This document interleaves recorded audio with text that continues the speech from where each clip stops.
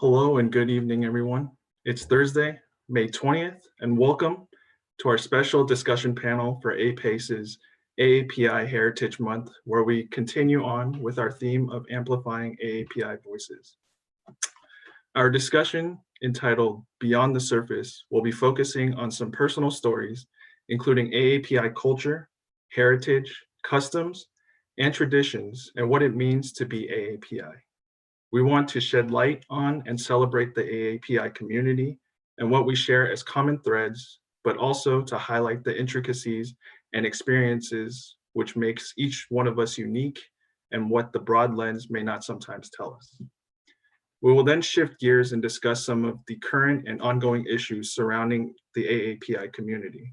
In doing so, we hope folks will be comfortable in not only amplifying their personal stories, but also raise and amplify their voice when it comes to issues within the AAPI community and to stand up for other communities as well. At the end of the day, we hope to all work together, listen to one another, and respect each other to bring unity within this crazy and beautiful thing we call life. Before we introduce the panel and moderator, just some quick house rules for everyone. This discussion will be recorded and the Q&A will be open for all attendees. Although we may not get to all questions, we will try to get some of the attendee questions as time permits. So please submit your questions into the Q&A box. Chat will also be open as well, so feel free to chat away. We just ask that you please be respectful if you choose to utilize the chat function. Throughout the discussion, we will also be posing some poll questions to the attendees. So be on the lookout for that as well. I'll actually pose the first question for tonight for everyone to try to answer and see if they're able to get this. So we'll allow the panelists to vote as well.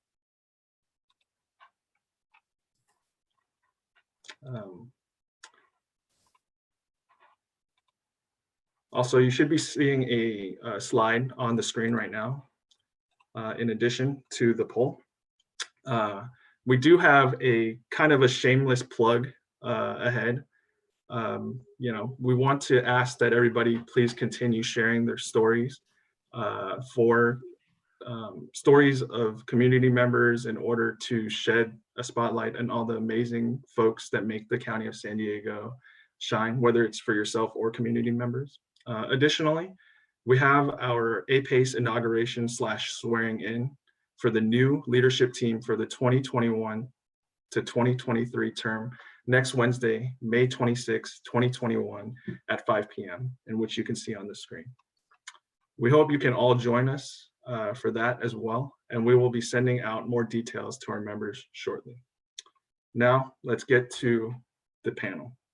Tonight, we are joined by some very special guests from within the San Diego County AAPI community.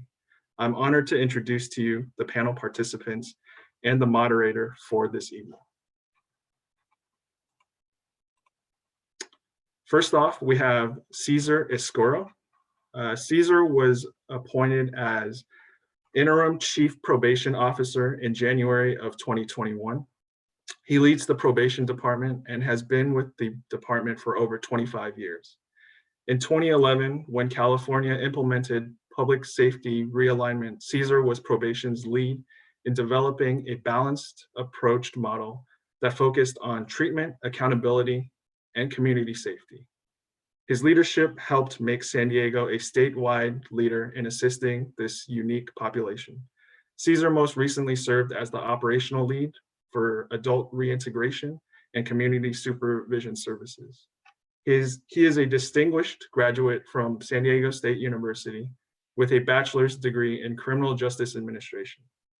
Caesar completed his JD from the University of Oklahoma College of Law and is a member of the State Bar of California. Welcome, Caesar. Next, we are fortunate enough to have Leanne Kim join us for our discussion tonight. Leanne is a community advocate, media producer, and storyteller. For more than 14 years, Leanne worked in broadcast television news, during which she earned an Emmy for investigative reporting at KGTV, the ABC affiliate in San Diego. She was the founding executive director for Pacific Arts Movement, which presents the San Diego Asian Film Festival, one of the largest festivals of its kind in North America. She is a seasoned MC, facilitator, and speaker on topics of race, gender, motherhood, and personal experiences of being an immigrant from South Korea. As a fun aside, Leanne has started a group called Ajumma EXP to spotlight and elevate middle-aged women through the Ajumma experience. They have done flash mob dances around San Diego to raise conversations and consciousness about how society views women as they get older. And we will drop a link to the Ajumma Facebook group in the chat shortly, or if Leanne, if you want to, feel free to drop it as well. Thank you for joining us tonight, Leanne. Also joining us tonight, we are honored to have Sumi Lee, Chief Compliance Officer at the County of San Diego's Office of Ethics and Compliance Department. Amongst many things, Sumi conducts trainings for all departments related to the Code of Ethics, Code of Conduct, core programs, and next level supervisors. Prior to coming to San Diego, Sumi was a regional director of ethics and compliance for a publicly traded trucking corporation. She was an attorney in California for 23 years, including county counsel, a public defender for Riverside, and has worked for a global nonprofit internet governance corporation. Sumi was born in Seoul and immigrated to the US at 4.5 years old, where she grew up in Hawaii. We're grateful to have you join us tonight, Sumi. Thank you for being here. Next, I have the privilege of introducing Celia Solis. Celia is the Director of Operations and Development for Azul, where she brings a wealth of knowledge and skills to the day-to-day operations and sustainability for Azul. Celia is a senior executive with over 15 years of experience in corporate and not-for-profit administration, human resources, organizational and community development, information technology, and marketing. Celia is the daughter of immigrants and an immigrant herself. Celia immigrated from the Philippines and hails from a civic-minded family who put family above all, with a passion and appreciation for service and culture. As a graduate from San Diego State University, Celia earned her BA in speech pathology and audiological communicative disorders, and later earned her MBA with a concentration in management of information systems. Celia enjoys San Diego surf, waves, and seashore. What up, and welcome, Celia. We're also joined here tonight by Rachel Witt. Rachel is a chief deputy in the Office of County Counsel who works primarily in the areas of public finance, tax, and general government. Rachel provides legal guidance to the auditor and controller, chief financial officer, treasurer tax collector, clerk of the Board of Supervisors, and a multitude of boards, commissions, and special districts. Prior to joining the County Council's office 15 years ago, Rachel also worked at the San Diego City Attorney's Office and the St. Paul City Attorney's Office in Minnesota. Welcome, Rachel. And also, just for everyone to know, Rachel will be a lot clearer on video than she is in this slideshow picture. Last but certainly not least, tonight's discussion will be moderated by APACE's former and first president, Tai Sucre-Chan. Tai worked at the County of San Diego for over 15 years before moving to Los Angeles, where he now serves as the assistant director overseeing business operations for the Department of Neurosurgery at the David Geffen School of Medicine at UCLA. In his free time, Ty enjoys traveling and hiking. His biggest hiking adventure was a 15-hour hike to the summit of Mount Whitney at nearly 15,000 feet elevation. He did this all in one day, which is pretty impressive. Ty also wanted me to make note of this and let everyone know that Mount Whitney is the tallest mountain in the lower 48 states of the United States. So thank you for being here tonight, Ty. Very much appreciated. And thank you to everyone in attendance here as well. I'll stop this presentation and I'll pass the virtual mic off to you, Ty. The floor is all yours. Thank you. Sounds good. Thank you very much for the introductions, Stephen.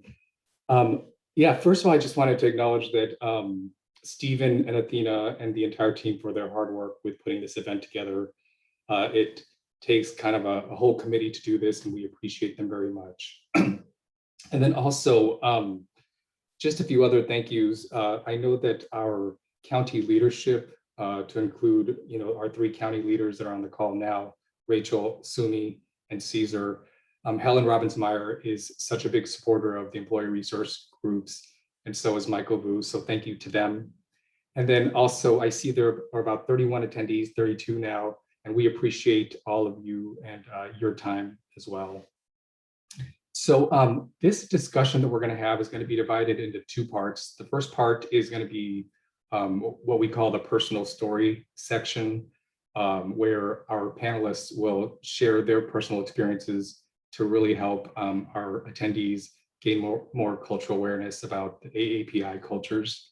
And then the second part, the first part's 20 minutes, and then the second part is also about 20 minutes, and it's going to be where we talk about a lot of the recent physical and verbal attacks and other incidents that are going on within, not within, but on Asian Americans in the US. So we'll divide it into those 2 sections there.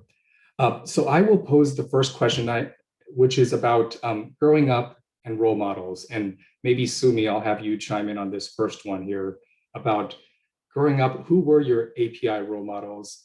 Who are they then and who are they now? So, and then maybe after you, we'll pass it on to Rachel and Leanne after that.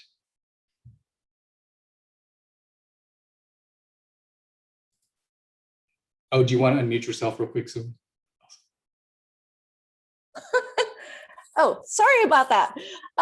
Okay, so thank you, Ty, for that. And then, of course, thank you to APACE and, of course, all the supporters. This is an amazing forum, and I am honored to be part of it. I'm joined by my amazing team. Of course, I think everybody knows Claudia Silva, our director, and she's also our liaison for all the ERGs, and the rest of my team, I believe, are on this, but with this great panel, so I'm honored.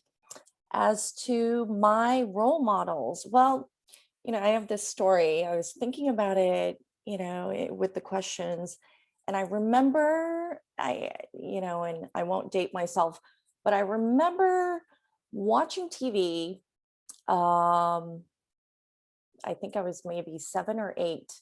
And I was in California visiting my aunt, and I saw on TV the news come on. I believe it was Channel 7 in LA, and I saw Connie Chung.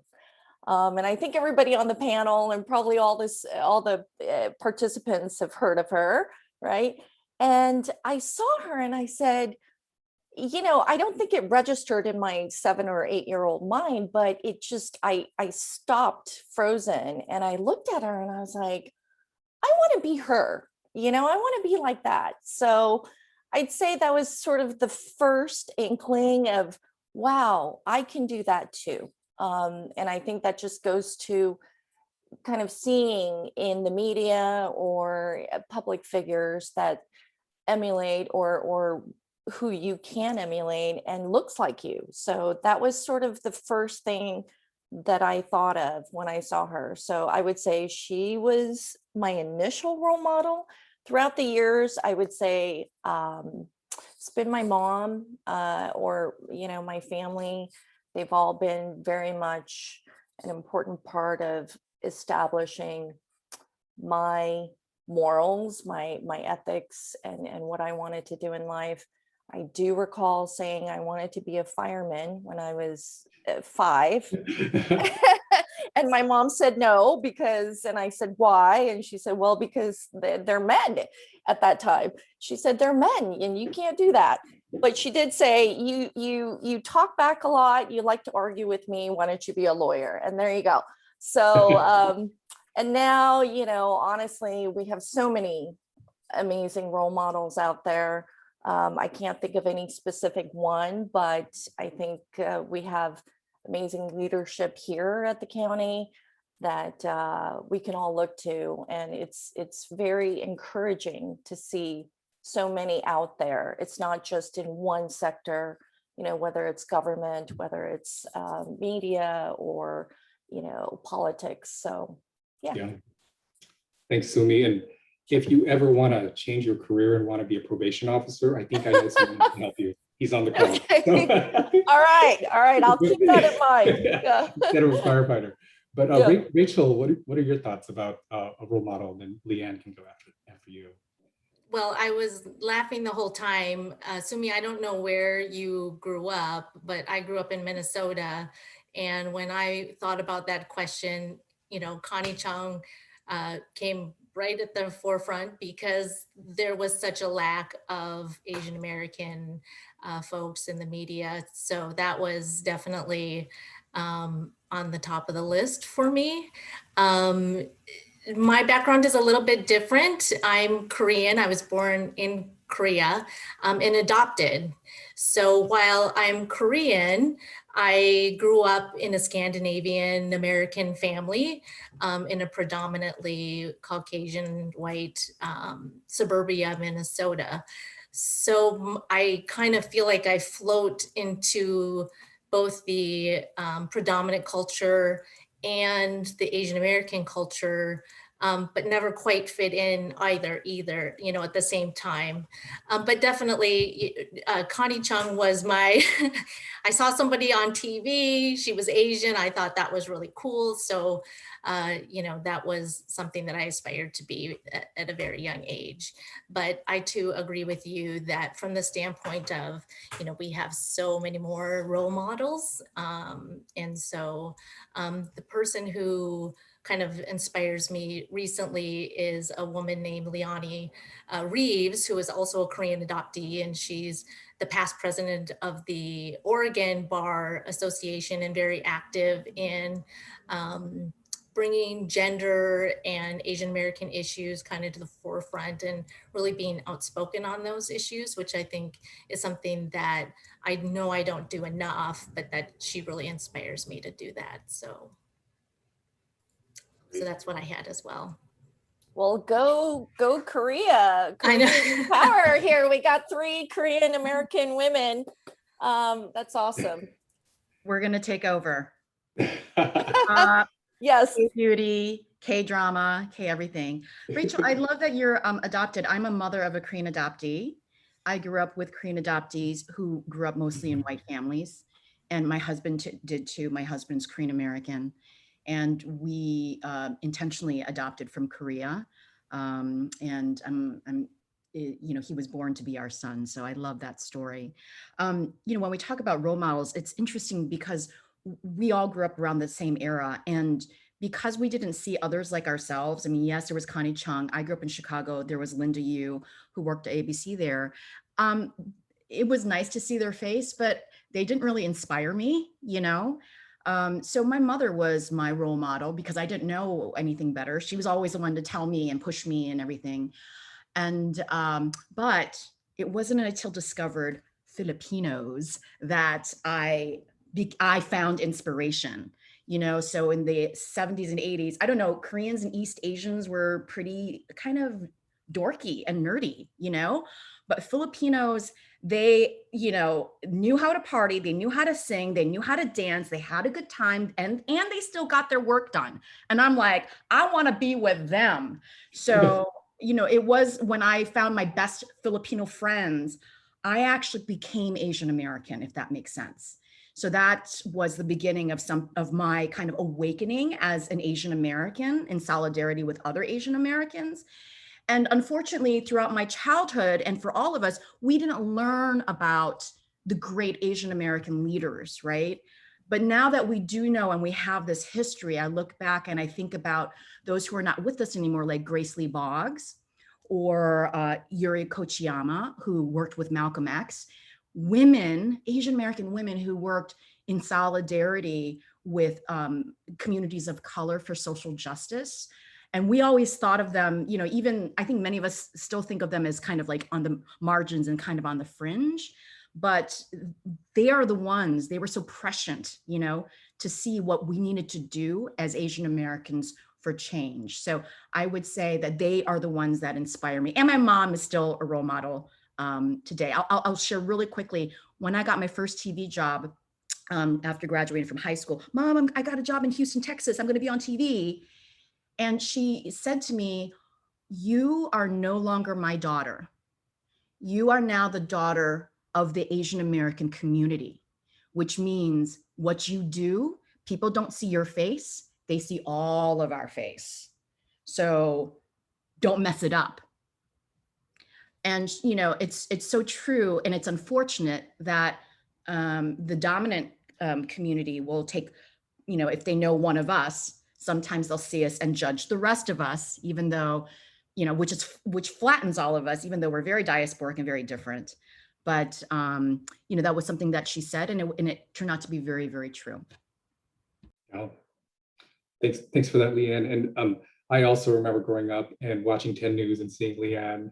You know, first I think you were on the weekend, and then I think you moved to the weekday, and I was like, oh my God, she got promoted. This is awesome.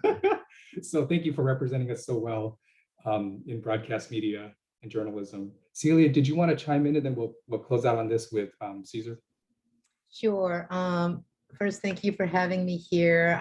Sitting with all of you here is just such an honor. I'm still trying to figure out why am I even here, but listening to the stories and the role models. And I remember, I think it was in school, and we were asked that question, you know, who are your role models? And I remember coming home and I was talking to my dad, and I was like, you know, who's my role model? And he goes, I'm your role model. I said, why? He said, because I said so.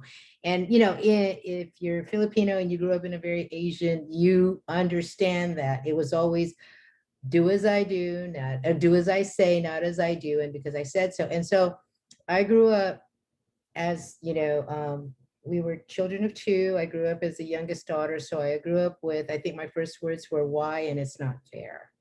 And my role model became actually my parents. And, you know, it was mentioned earlier, I'm an immigrant, I'm a daughter of an immigrant. And now more than ever, I appreciate the sacrifices that my parents made and understanding what they went through. They lived in the Philippines during the wartime. My dad was in the Navy. He joined the Navy to bring his family here and to give us a better life. You know, I mean, I lament about moving down the street. They picked up and moved to different countries just for my brother and I, for a better life. And my father would share his stories with me about when he was in Vietnam. And at that time, he was treated like less than. And at that time, they didn't have that voice. They just had to endure. And I didn't understand that, you know, because, you know, he shared a story with me about doing mine sweeps in Cameroon Bay. And basically what they did was they picked the less thans, the brown folks, to go out on these boats, take a pole, and just literally just try to do mine sweeps in Cameroon Bay and hope that it doesn't blow up. When he was sharing this story with me, I remember I cried. And I said, so what did you do? He goes, well, I did it better than anyone else. He goes, and I made sure I didn't die so I could come home. Because he goes, they weren't going to win. And he shook his head and he said, because I mattered and I didn't care what they thought, but I had a job to do. And when I asked him the mine sweeps, and he looks at me and he says, no, my job was to come home. My job was to come home and to finish what I started here with you. And was it a perfect life if you grew up in a Filipino home? No, I mean, you know, I always felt like I wasn't good enough. I always felt like I was always being criticized. And it wasn't until later that I realized it wasn't that I wasn't good enough, it was because they were the only two in my life that saw the potential in me, that saw the possibility in what I could do and become. But if I stayed and I accepted status quo and patted myself on the back and said, yeah, I got an A, and my dad would be like, so, what are you going to do about it? Or if I would say, that's not fair, he would say, what are you going to do about it? Within boundaries. They supported, everything that my brother and I did.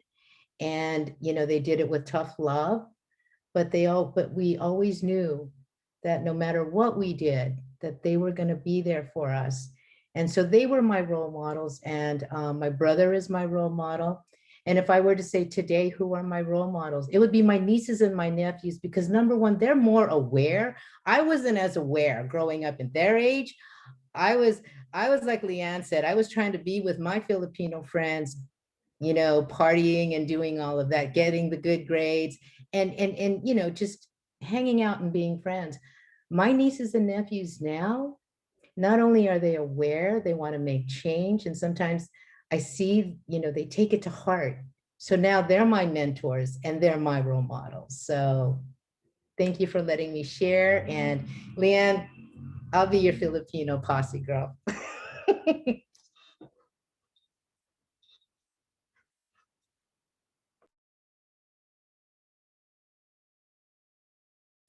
Turn it over to Caesar to close us out with the role models here. Thanks, guys. And Leanne, I'm Filipino and I can't dance and I don't party very well. That's why you're in probation. So guys, just like many of you, my role models growing up, and I'm dating myself well before you guys, because I think I'm probably the oldest one on this panel. My role models are really my folks, my parents. We immigrated here when I was 5 years old. I spoke not a word of English. And not only did I not know a word of English, I didn't know my real name. So in the Filipino culture, they give you nicknames. And I had a nickname that I won't share with this group, but that's the only name that I knew. And so when I went to my first day of kindergarten, I didn't even know my real name. And my real name isn't even Caesar. My real first name is Pablo, named after my grandfather. And when I got to school, I cried because it was the first time I ever heard the name Pablo. And so my teacher asked my mom, does he have a middle name? Yeah, his middle name is Caesar. And from that point on, I'm Caesar. So I think these days, instead of role models, I like to use the term inspired. And even just today, we're 29 minutes into this panel, and I'm inspired by everybody on this panel. It's amazing. Just hearing the stories and listening to what you guys have gone through, and it's just amazing. And then as I'm getting on in my career, I'm inspired by all of you, Ty, Stephen, and Celia, you said it, like there's this level of social consciousness that I didn't have when I was in my teens or in my 20s. I was just trying to make it. I was just trying to fit in. These days, these youngsters, and I call you youngsters lovingly, there's so much like heart and so much compassion that keep on doing what you're doing. You'll make this, as Stephen said, this crazy and beautiful thing we call life better. Thank you, Caesar. One of the things that, and it's actually not part of the questions that we came up with for the list, but I'm wondering about your career track and how it was being, or how it is being Asian in your career. Has that been something where you feel like you've had to, and maybe I'll pose this to Rachel first and Leanne second, but do you feel like more pressure to prove yourself as a broadcaster, as as an attorney in Sumi's case, as a nonprofit leader in Celia's case, and as a director?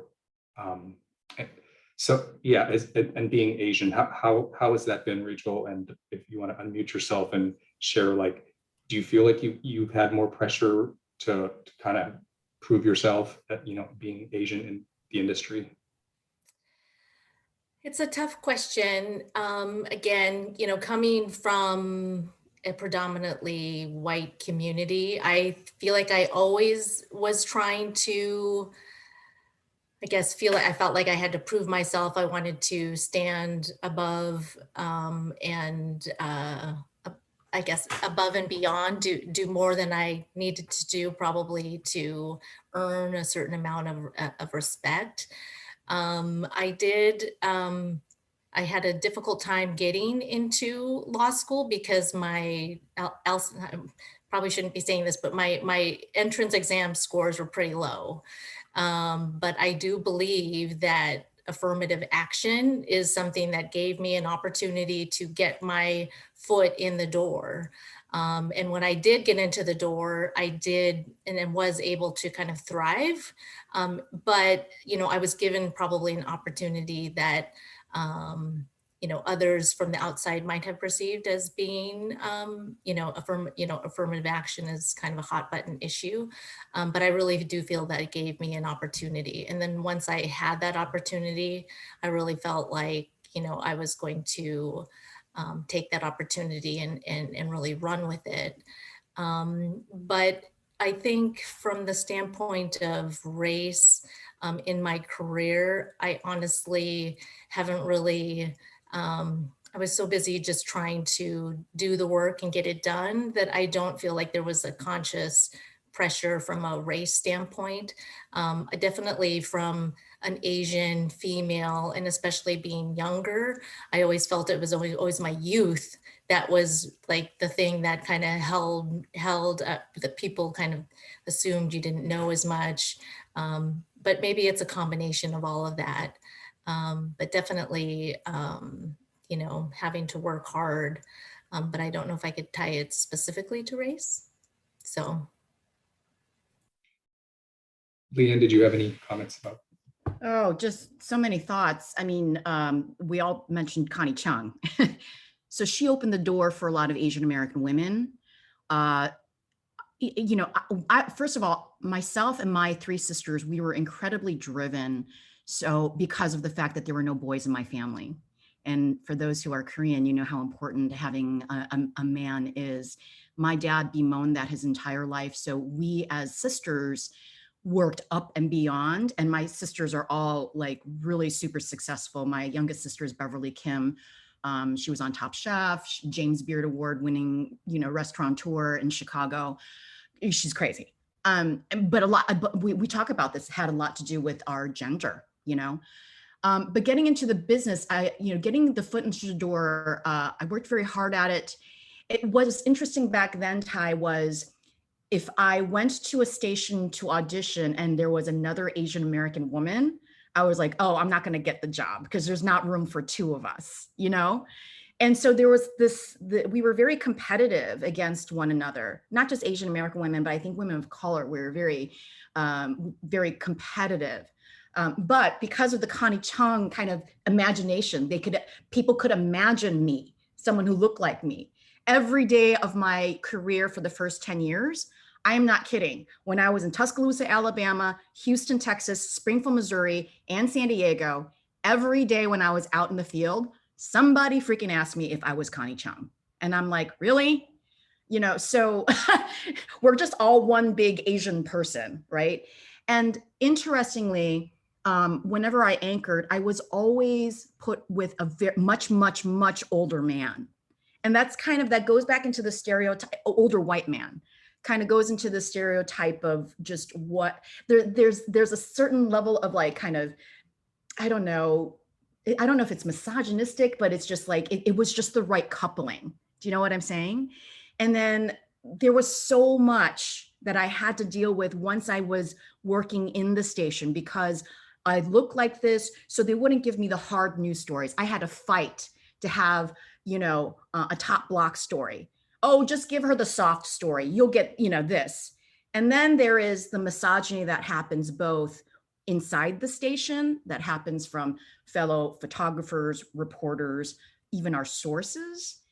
Um, and the type of racism that you experience like outside, And I'll say one other thing that was a huge challenge. I would always scream at the top of my lungs to cover the Asian American community more and better.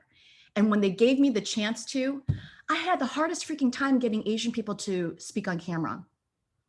And I'm going to point that out, that we as a community need to do better in stepping up and speaking about ourselves.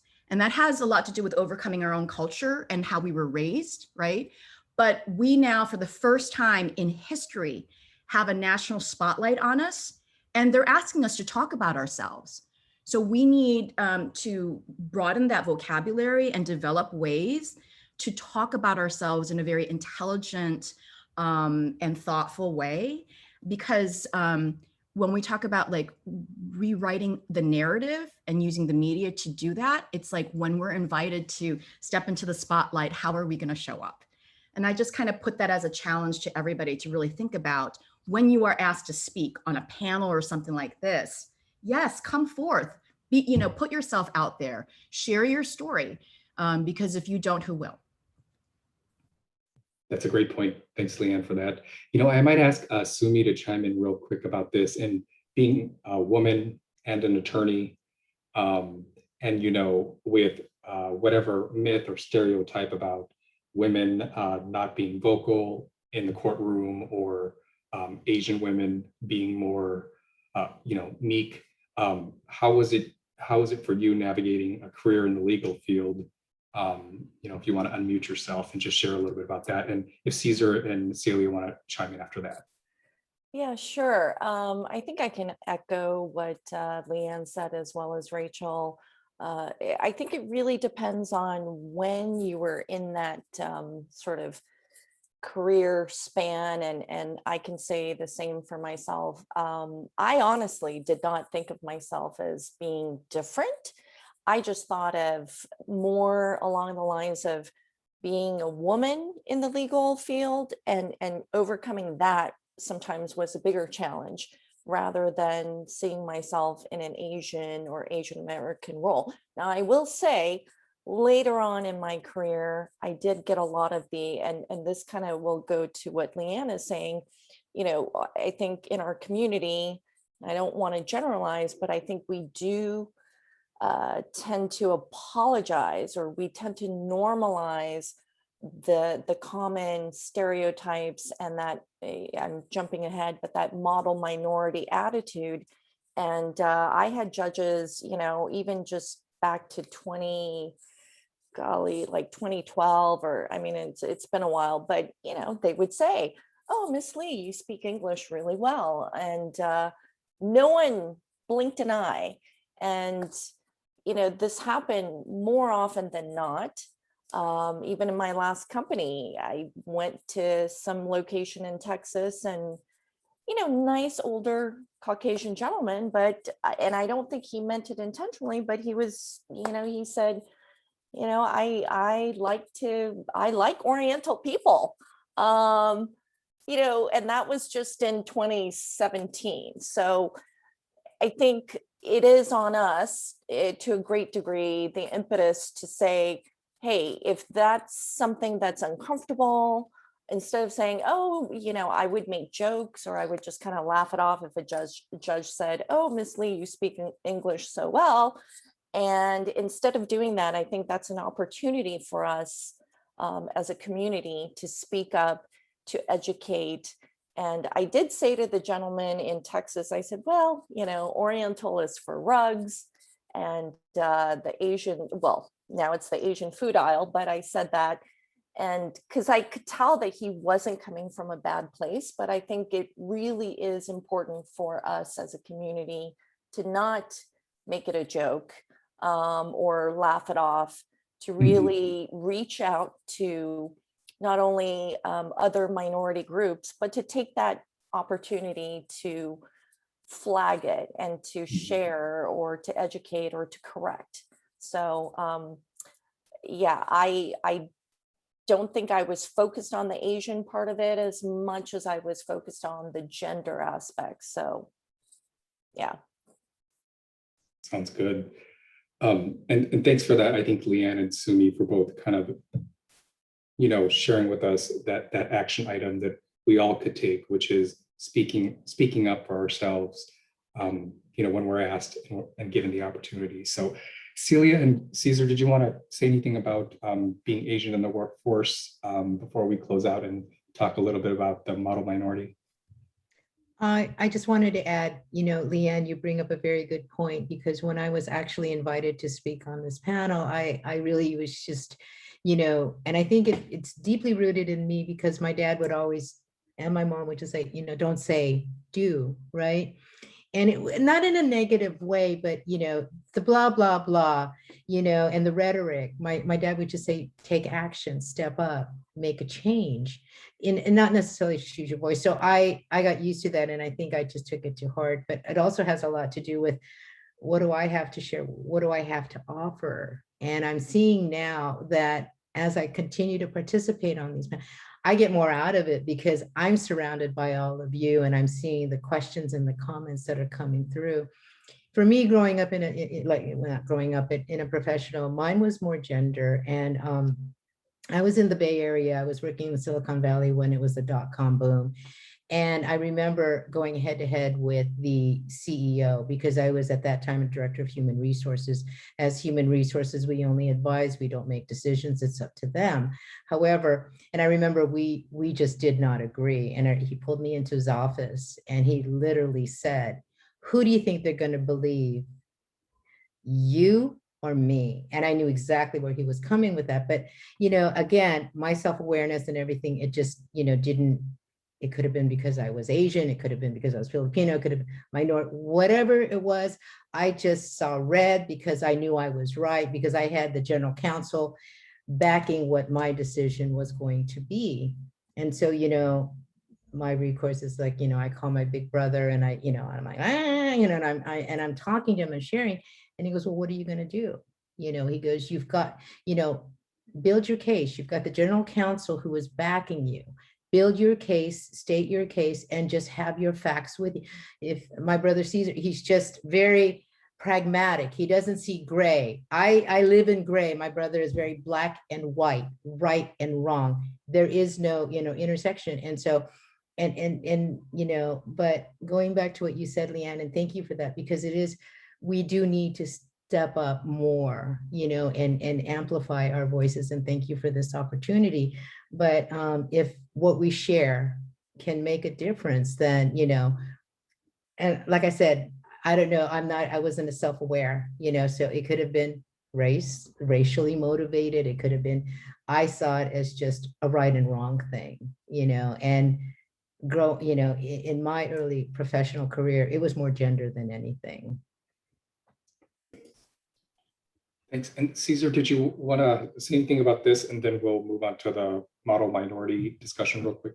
I mean, I could really talk about a whole litany of things that everybody brought up, because they were so dynamic and so great. But I want to touch on, I don't know if people have realized that I'm the only male on this panel. And I'm okay with that, because I was lucky enough to be raised by very, very strong women. I mean, they ruled the house, make no mistake. And so it's a great thing. And so I think when we are given an opportunity to talk and speak to people and really inform of, our culture and where we've been, I think it's incumbent upon us to do it. Because if not us, then who? Good point. Can I follow that up really quick with something? I feel like there is like this auto response, right? When even I have it, right? Where it's like, I don't know if I have anything good enough to say. Why do they want? And it's almost like this imposter syndrome. Like, I have, and it's like, I freaking have done so much in my life. Of course I have something to say, but I think, as I kind of dig deeper into this, this society that we live in has built it up in a way where our voices are marginalized. And somehow along the way, we have inherited and adopted that same mentality, you know? And it's so we have internalized this bias against ourselves that we're not worthy enough. How many times have you been in a room where it's like mostly white people and you're just happy to have a seat at the table, but you don't want to say anything? And nor do they ever call on you because you're just invisible, right? And I just also want to point out that there's a launch study, a study by an Asian American group. It's a landmark study that showed that 42% of Americans in March and April of this year who were surveyed said that they couldn't name a single prominent Asian American. If you want to talk about invisibility and the need for us to step out of the shadows, that right there, okay, 2021, 42%. And the other answers were Bruce Lee and Jackie Chan. Jackie Chan's not an Asian American. Bruce Lee died 50 years ago, right? So it's not that we're not trying to do the work and doing stories like this. It's that there is a big invisibility problem, a huge problem in this country. And that survey just underscored it. So I don't know, I felt like sharing that because I think all of us have internalized that, and it's part of a racist system in which we live in, quite frankly. Thanks, Pam, for that. So moving on to this, I guess, term of model minority, and maybe I'll throw this out to Celia first about Asian Americans and Pacific Islanders being described as a model minority. And I'll read a little definition here about whose members, model minority members, are perceived to achieve a higher degree of socioeconomic success than other minority groups. And it could be measured by education, employment, income. So do you believe, one, if the model minority exists, and then two, if it has benefited or harmed Asian Americans, and how can we really break away from it? So Celia, do you want to start us out, and then maybe Caesar can go after you while we vote here? When I read the question, and I'll be very honest, model minority and does it exist? And I think my first response to that was, is that negative, or is, because there are some positives to that, because yes, growing up, it was, Asians are, expected to get good grades, expected to do all of, education first. And we were smart. We were the ones that carried books. We were smart. We could do it all. We could run, we could lead the group. We were leaders. We were athletes. We were, as Leanne says, dancers, partiers. We knew how to have fun, but we also knew how to get things done. So there are some benefits, but I would say, but anytime there's a overall just like a description of a group without really looking at that person, the core person, and what they really are, then it becomes an issue, and then it becomes a problem, because the things I mentioned were, the positives, but also there are some negatives to that because of the expectation of having to achieve that model minority, right? And so some just can't do that. And so you have those issues of, mental issues and suicidal issues. And I know that, so I think I'm rambling, but it's just, can it harm? Yes, it can harm if there aren't any, like support systems. And can we break away from the model minority? Well, we've got to just start looking at each other as equals, right? When we've got to remove any of those racial biases or gender biases.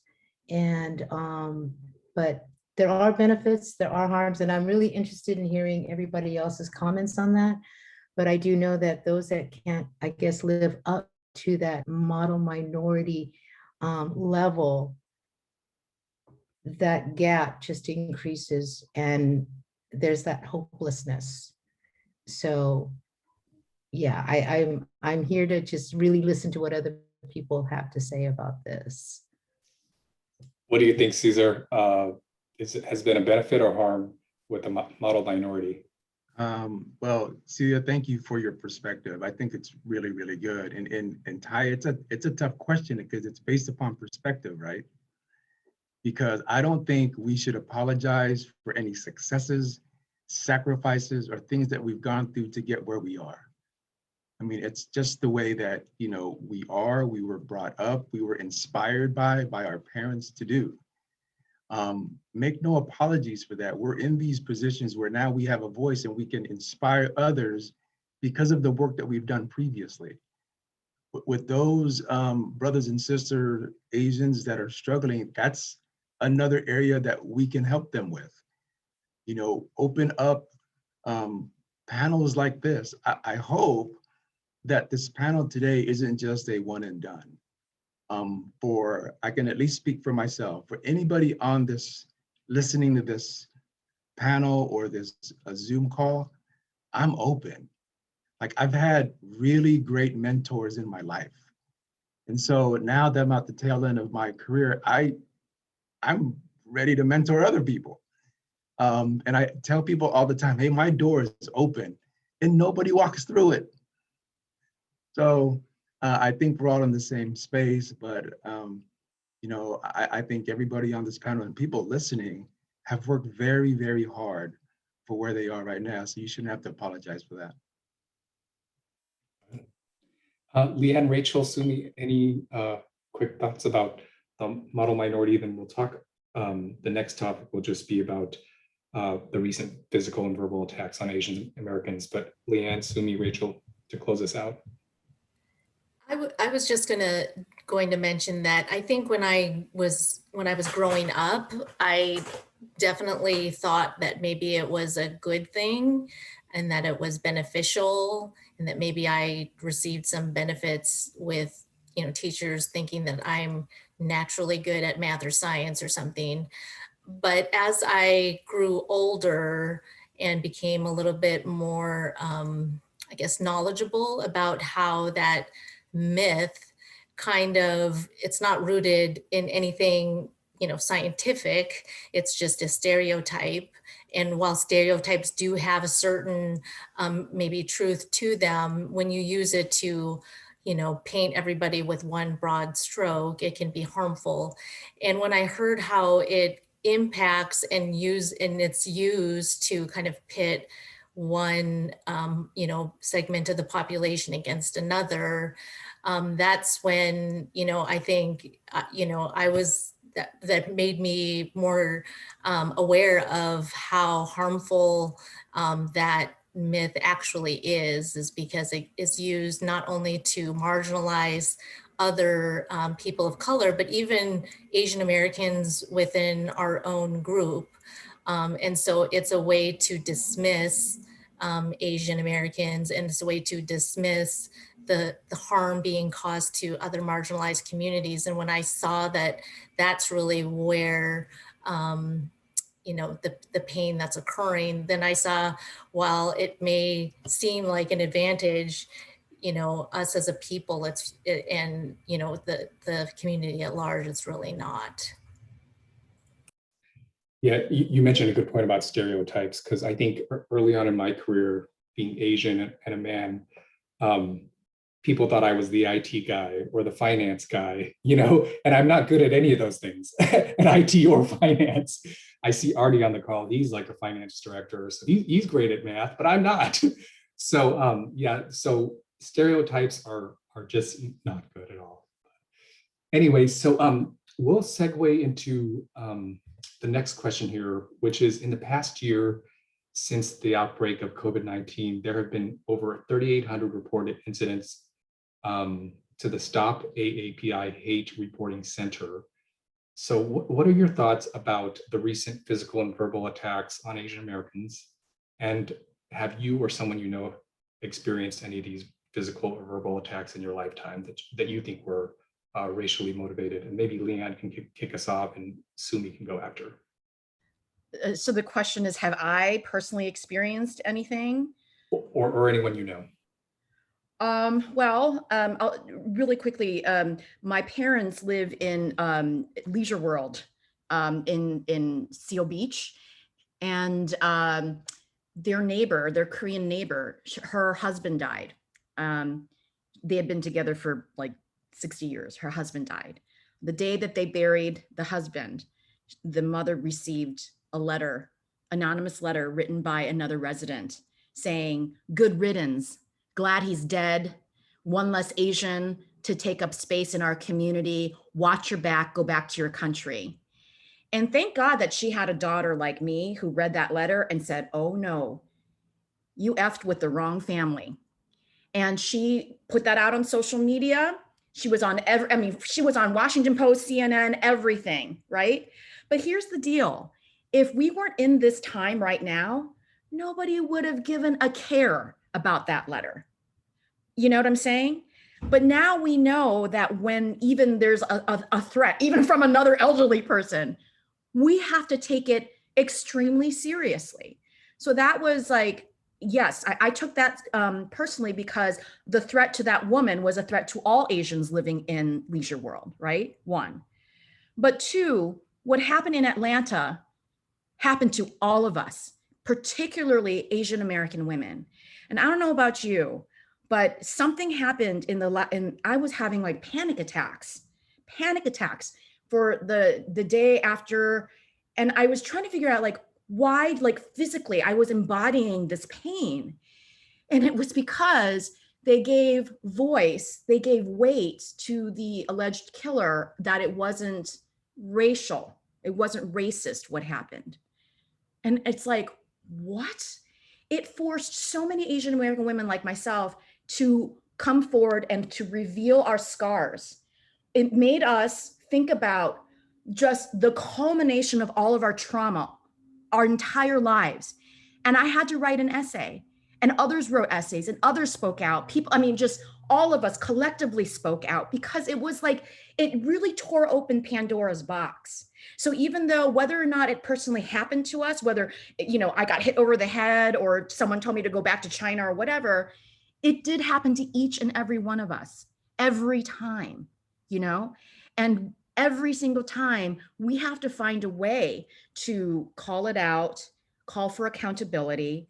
And then we also have to do our own inner work, right? I don't think we've ever, we're still trying to figure out what it means to be Asian American, right? If you're Indian, are you part of our community? If you're biracial, are you part of our community? LGBTQ, we're still learning as an AAPI community how to be in solidarity with one another and in solidarity with other people of color. That's what's going on right now. And that's kind of the experience that I'm feeling. And I'll share a link to my essay in the chat, where I just kind of laid out lots of really high level stuff that happened to me. But the one thing that happened to me that resurfaced was in second grade, I was the only child of color in my class. And my teacher, she taped my mouth shut. And it was, I laughed about it all these years, but it wasn't until Atlanta, where I realized oh, that is like a scar that I've held my whole life. And it's the culmination of these that we have to prove. This launch study showed that at least 25% of Americans don't even believe that anti-Asian racism is a thing.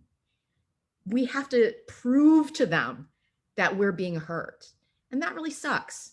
It really does. But it's if there's any silver lining to what's happening right now, is that we are making the case. Just like how Celia had to make the case, right? We collectively now are making the case. And hopefully things will change. Yeah.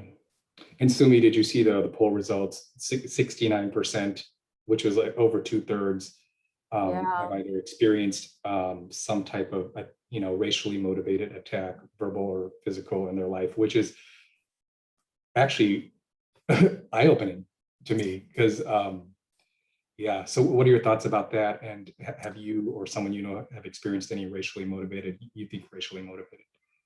Yes, I can.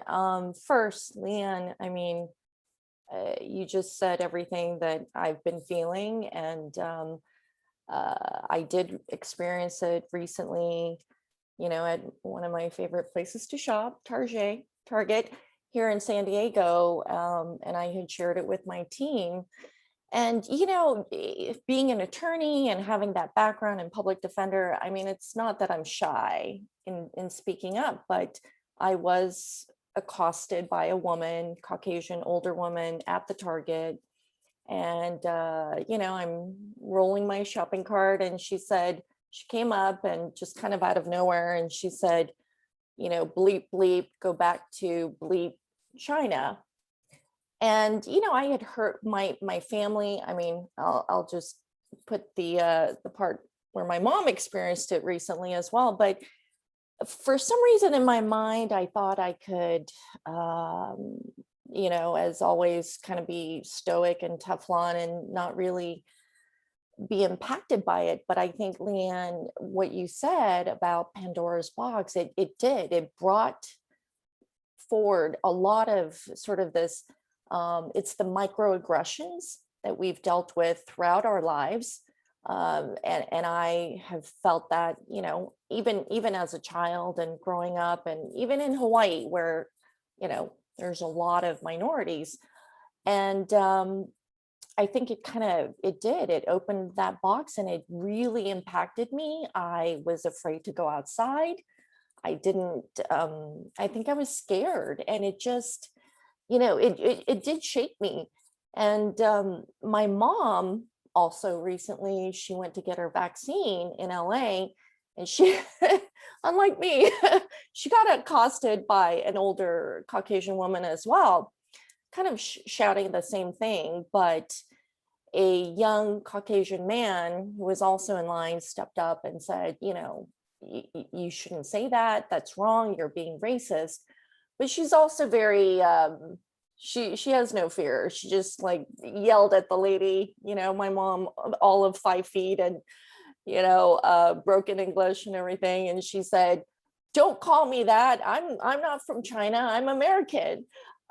So, and I think we're all kind of experiencing in our varying ways that this is a good, what's lack of a better word, is that this is the time for us as a community to speak up and to speak not against, but speak up and speak with, whether it's people that, these people who are saying this, a lot of times it made me think, gosh, they're really coming from a place of fear and maybe anger and whatever else that they have going on that's culminated in them lashing out as someone like me, that I don't know this woman from Target, but I think it's important to, I'm not saying let's all be kumbaya, but, it is important to take that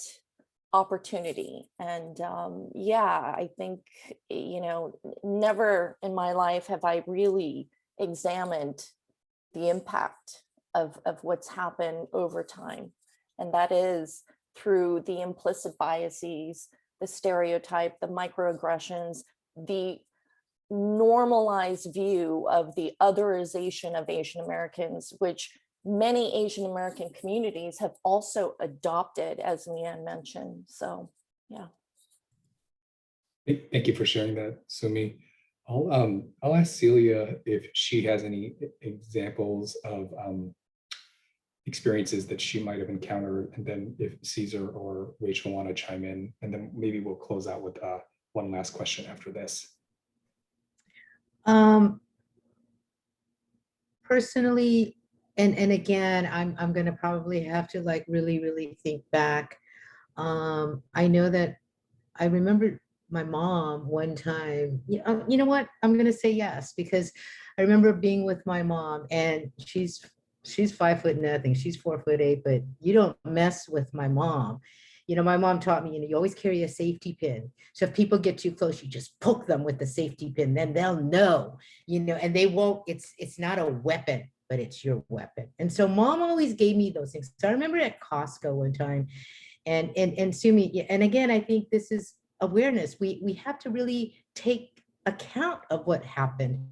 And so we were shopping, and then I remembered this lady was getting annoyed at my mom because she, I don't know if she was just in a hurry or whatnot. And she yelled something at my mom. And I was about to step in. And then my mother picked up a can from the cart and she just basically said, I think we're not supposed to swear here. Leanne, thank you for asking. But she said, to bleep with you, you want to mess with me. And she said it with her little Tagalog, accent, you can mess with this. And she held up the can and I was like, okay, mom, you got this. And so my mom turned around and then she put it back in. But see, this is where my mom, she did keep it inside. And then she just goes, some people are just full of blankety blank. You just move on, but you don't take it and you stand up.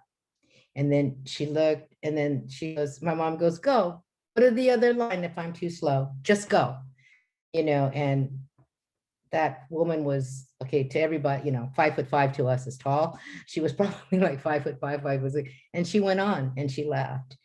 And my mom got a little bit of an applause from people in the line, and then she just, and then she let it go. So thank you, Sumi, thank you, Leanne, and all of that for sharing, because I just put that away. And I was prepared to say, you know what, no, I don't think I've ever really been, and it wasn't as violent as what's going on right now, but that was racially motivated because some of the things that came out of that lady's mouth was not very kind. But to see and watch my mother stand up for herself, and I think that's where I get it from, and I think that's where my brother, that's where we both get it from. But yeah, that comes to mind. And now I'm really going to start thinking about it because I've normalized it. I've accepted it. I don't know. And now I'm really going to just pause and think. But thank you for sharing. And before I ask the last question, Rachel or Caesar, did you want to chime in about any either experiences you've had personally, loved ones, or even just ones that you're aware of that have been disturbing to you? I think for me, I'm just going to be really, really quick here. Hearing all your stories, guys, it's again inspiring, and thank you for sharing that with us, because what I'm going to do today is I'm going to check in with my mom, because perhaps she's holding some things in, after 81 years that perhaps maybe, we can talk about, because I saw the emotion in your eyes, Leanne, and I got emotional. So thank you for bringing that to the forefront, and maybe I'll check in with my mom and even my sister. And Rachel, any comments about this one before? I was just gonna, I've been physically assaulted a few times in my life, but the only one time where it was racially or gender slurs were used. But I think you try to attribute it to something else. And so I wouldn't have really thought at the time, like, oh, these are racially motivated, or it's just something kind of that happens. And so if the crime's reported, it's not really even thought of as a hate crime because it's not really ever an issue that ever maybe comes up, but I feel like there's a little bit more of an awareness. And I know that the DA has been really working on, when there are not just hate crimes, but hate incidences, that they want folks to call them in, send an email in, even if you don't think it's a crime, it may be a verbal assault, and so they can't, prosecute something. All of these little things really do make a difference, and they're collecting this information so that if a crime does occur, they have the background to be able to charge it as a hate crime, because it has to be, they have certain thresholds they have to meet. And so I really do think talking about it, reporting it is really important. And so now that we unfortunately have a little traction with these tragic events, this is an opportunity for people to start talking about it, because, when you're in it, you're not really thinking about why. But yet when you hear what everybody is kind of saying on the call is, now that I think about it, there were all these other things too. And while I didn't think it was attributable to being Asian or being a woman, maybe it was. And then that's kind of a very overwhelming feeling. So thanks. Sounds good. Thank you very much, Rachel. So I think our last question, and we had a question prepared about the mass shooting in Georgia and the impacts of that. But I think as a final question, maybe we'll just pose it to everyone and have Caesar start out, is just about, for those on the call who are trying to learn more about, speaking up for the Asian American community, what do you think can be done to help, address the issue of discrimination against Asians? What are some maybe actionable things that people can do to support our, the Asian American community, Pacific Islander community? And then after Caesar, maybe Sumi, if you want to go. I think what we've learned on this call today is just to be active and speak up. The more that people know about it, and I don't want to say plight, but when people know more about the issues that are facing not just our community, but the communities as a whole, you start to get people to think about, I didn't think about that. Just like in the last segment, I didn't really think about those experiences from long, long ago that people hold on to. And so I think it starts, it could start today. This could be the inspiration for 43 people that are on this call to say, you know what, this was the start. And I think we're all open to starting those conversations, if not on this panel, but thereafter, just so that we can, again, as this segment is entitled, amplify our voices. A great point about, I think, speaking up. It echoes really what the theme has been, throughout our conversation. And Sumi, do you want to add to that about, in addition to speaking up, any other, and Leanne and Rachel, everybody else also, any other actionable things that our allies here on the call could help with? So Sumi, I'll open up the mic to you to unmute, and then Yeah, everyone. I would just add that, it was refreshing for me and inspirational, and also it echoes kind of what we talked about, that it helps to see in leadership, for example, to have Michael Vu kind of kick us off and talk about that. I think that's very impactful.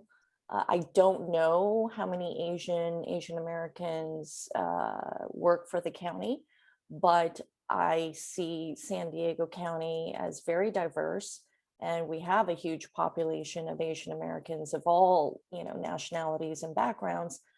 And I think, if there's anything that leadership in terms of the county or any other, city or organization, to really make the effort to amplify the voice from the leadership perspective, to set those role models. Because I don't know that in the year and a half that I've been here, until recently, I didn't know about all of these great leaders just within the county. I mean, I knew of Rachel, but I had never seen her since we've been in the pandemic as well. I didn't know that she was Asian or Asian American. And there are so many other leaders, or Caesar, I didn't know that, but I think it would be helpful and a great role model to say, hey, we're here as a resource within the community as well as within the county for other young Asian Americans who aspire to do more and to amplify voices within the county. Thanks, Sumi. Celia, do you want to chime in, and then we'll go to Rachel and Leanne last. But before you chime in, Celia, I do want to say a quick hello to Michael Vu, who I love from my days as APACE president. He's the best. talk about trailblazers, for Asian Americans, seeing him as the registrar of voters, a county leader on the executive team, inspirational. So, and a good person. I think that's like the bottom line. So he's such a great person. So thanks, Michael, for joining us. And I'll turn it over to Celia, Rachel, and Leanne might do some parting words for us. I just wanted to add that, in addition to everything that everybody else said, it's relational. And I know, like, we talk about walking into a room and it being all just white, but when you see that one Filipino, that one Asian person, there's that automatic connection. And then you get a sense of that belonging. And if we could bring that, if we could, like I said, it's sharing, it's being aware, and it's being brave enough to actually share. And again, I'll go back to Leanne. Thank you for just, when next time I get invited, I'm not going to be so quick to say no, thank you, because I don't feel like that I'm qualified enough or, whatnot, but because I'll come. And if anything, I'll learn. And if it's an opportunity to share, but, it's making those connections, those one-on-one connections. And then as we continue this, and I hope this isn't a one-off, and I hope we continue. And I'm seeing all of the resources that we have. I'd like to see us unite, and move forward and take these types of, situations. I think we just got to listen more, learn more, be more aware, continue to question, continue to seek answers, and don't get stuck. Don't get stuck in the issue and the problem. The solution's not going to come right away, but don't get stuck. Like my mom did. She picked up that can, she was ready to whale it. She put it back, she let it go. Because she did not let that define her, because she knew who she was, but she wasn't going to take it. But she also wasn't going to, she didn't let it define her. And then when I was listening to her tell the story to my dad was like, oh, I feel sorry for that lady, because, and that's still, again, going back to who inspired me. So I want to honor my parents. I want to honor what they did for us. And I want to, and the next generation, if there's anything, I plan to learn from them. So let's just keep this dialogue open. It's relational. Let's just keep that relationship strong within ourselves, one-on-one, as a group. Let's unite and let's just continue to do this. And thank you. And your leadership in the nonprofit community is awesome and inspiring. So we appreciate you taking the time to be here. And so Rachel, Leanne, and actually I might ask one quick question, one fun question at the end. So Rachel, do you want to go real quick? Just closing. Sure. I just think that, everybody in this world wants to be seen and heard for who they are. And if we can start to share our stories, hopefully, that inspires other people to share their stories. And once, folks, if you share your story, you're going to get a seat at the table, you're going to be seen and heard. And if we can all do that, we can ensure, inclusivity for everybody.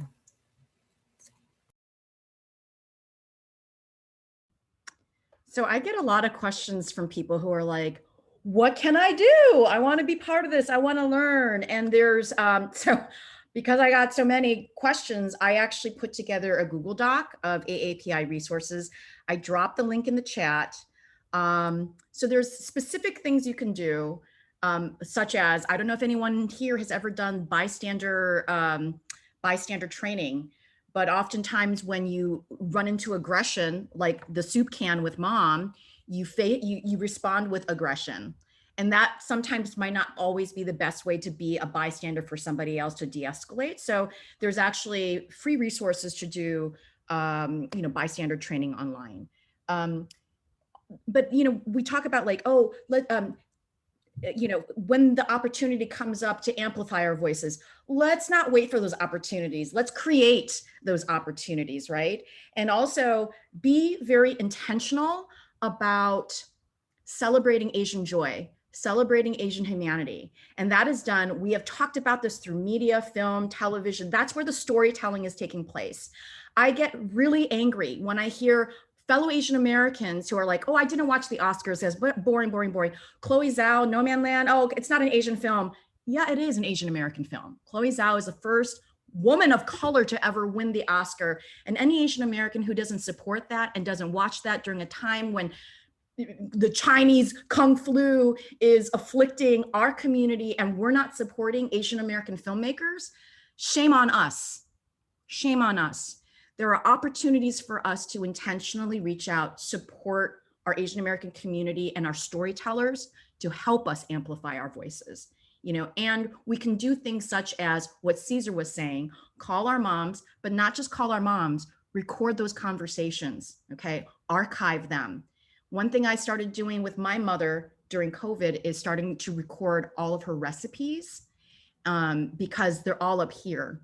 And now, because I've done that just on my cell phone, her great grandchildren are now going to be able to cook with her long after she's gone. You know, so we've got to be intentional about creating these opportunities for ourselves.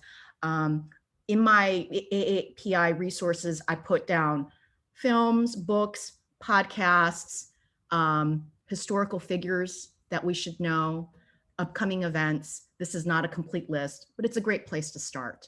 And, you know, I sometimes I get really tired when non-Asian people ask me like, oh, so what can I do? It's like, Google it, Google it, or just show them, you know, this link. It's like, it's very lazy. You know, people just want everything handed to them on a silver platter. But if I can curate it, I've started to curate it, and you guys are all welcome to share and, you know, comment to add to this list. So thank you.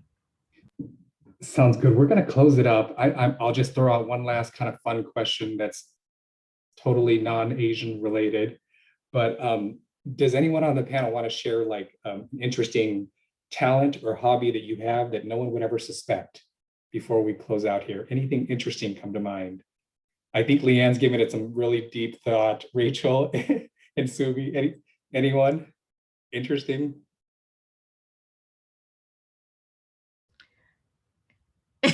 All right. What kind of answers are you? That's I mean, so like, funny.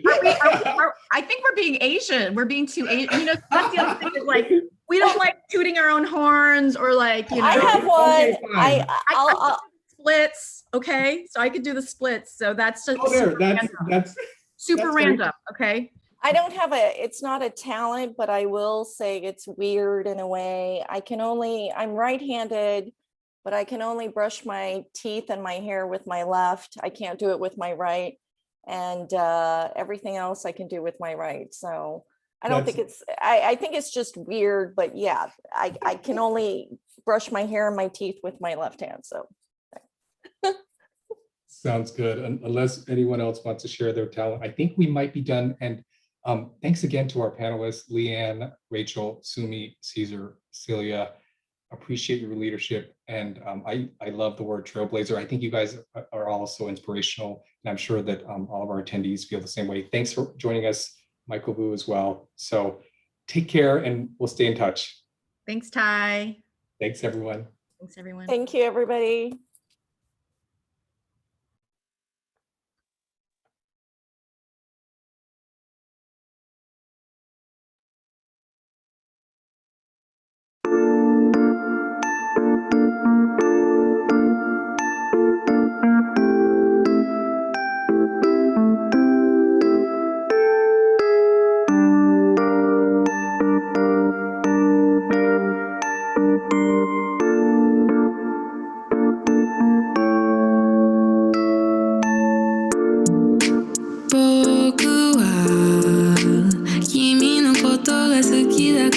I